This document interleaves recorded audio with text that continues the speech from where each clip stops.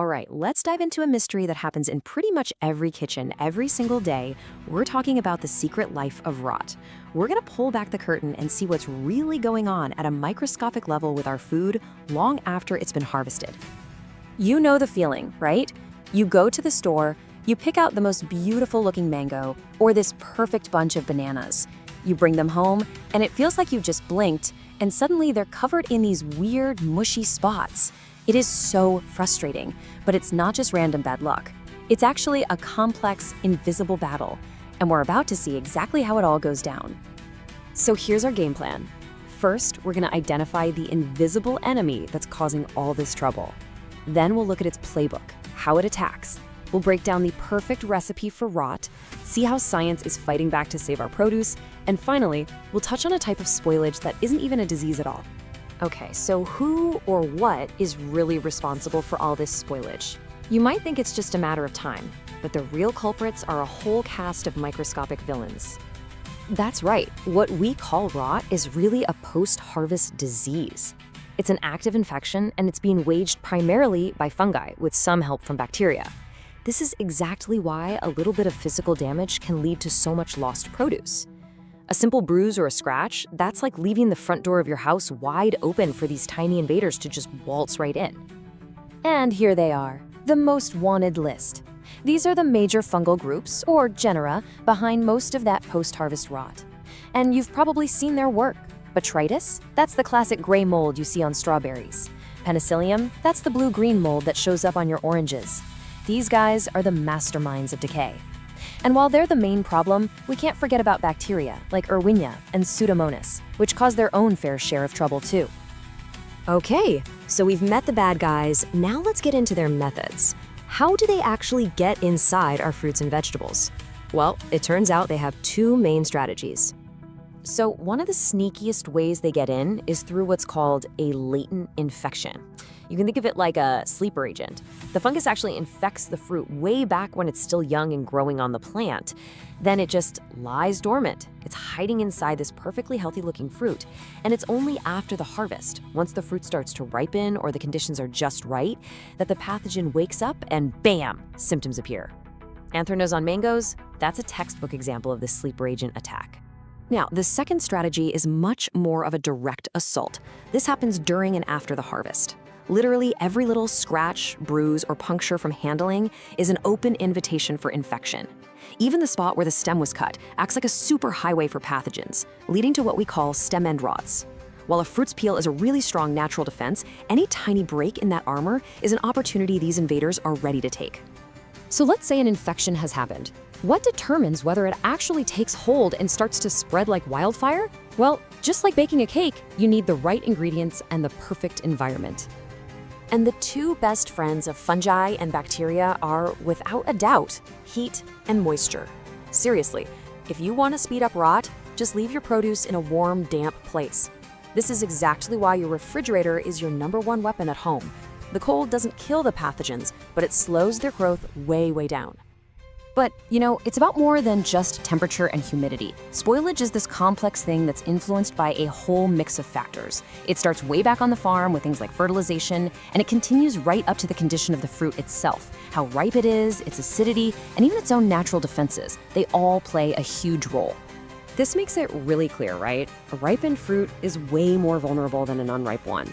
That's why slowing down ripening helps slow down decay. And vegetables that are less acidic are more likely to get bacterial rots. But on the other side, some produce has these amazing built-in defenses.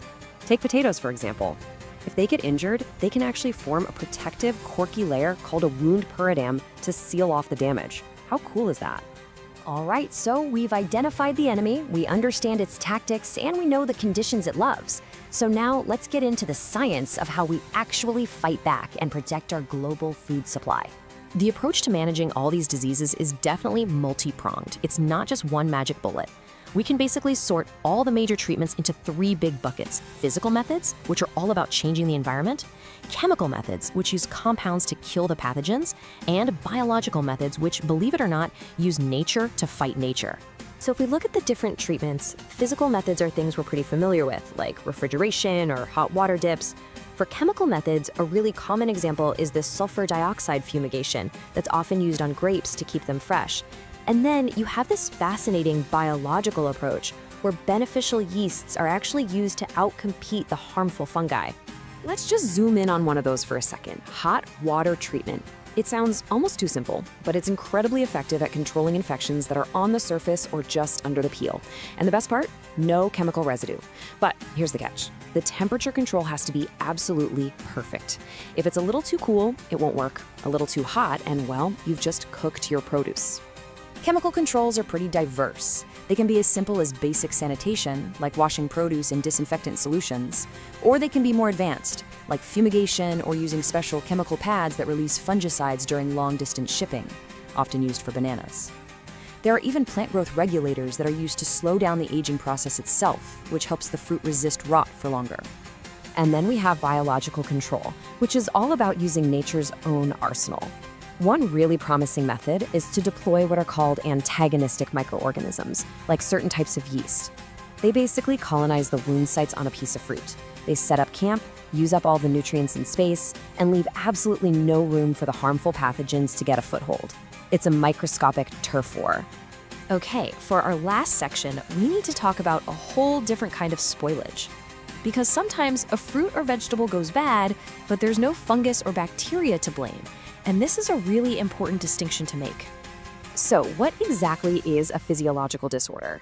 Simply put, it's a problem caused by stress, not by an infection. It's the plant's own reaction to a bad situation, like extreme temperatures, not enough of a certain nutrient, or even the air that's around it.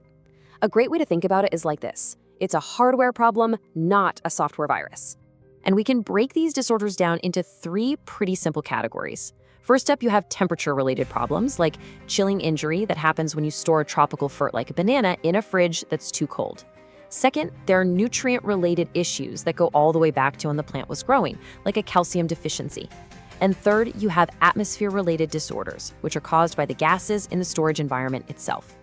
And here's a perfect example of that third category. Ethylene is a natural gas that a lot of fruits produce as they ripen. But if you store sensitive vegetables like carrots or lettuce near something that's putting out a lot of ethylene, the gas itself can cause damage. It can make the carrots taste bitter or cause those ugly brown spots on lettuce. It's not a disease, it's just a chemical reaction to the environment. So, we've seen this incredible amount of science that goes into getting fresh produce to our kitchens. Everything from fighting microscopic fungi to controlling the very air that produce breathes. And it all brings us to one final, really important question. After all of that amazing effort, what part do our own habits at home, the way we store our food, the way we use it, play in the final chapter of food waste? It's definitely something to think about. Thanks for tuning in.